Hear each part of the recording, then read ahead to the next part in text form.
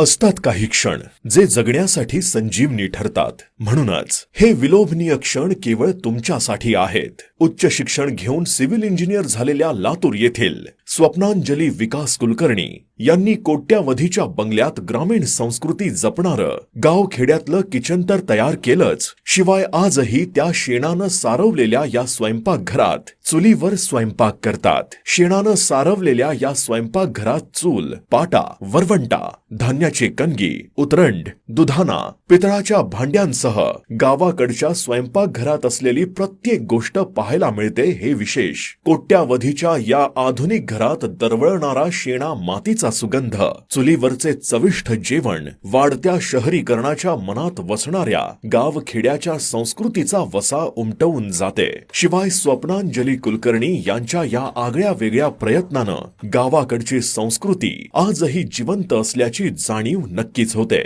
गावखेड्यातले घर हे केवळ एक घर नसते, तर गावासोबत नाळ जोडलेल्या गावाकडच्या प्रत्येक माणसाच्या असंख्य भावनांचे प्रतीक असते. हे वेगळे सांगण्याची गरज कशाला हवी? काटवटीमधील भाकरीवर पडणाऱ्या हातांचा आवाज, चुलीमधील विस्तवावर फुगलेली भाकर, वरवंट्यावर केलेले वांग्याचे भरीत आणि लाकडाच्या रवीनं घुसवलेल्या ताकाचा स्वाद म्हणजे स्वर्गीय अनुभूतीच. गावखेड्यातलं जीवन आणि संस्कृती दाखवून देणाऱ्या स्वप्नांजली कुलकर्णी यांचं हे किचन तुम्हाला कसं वाटलं कमेंट मध्ये नक्की लिहा.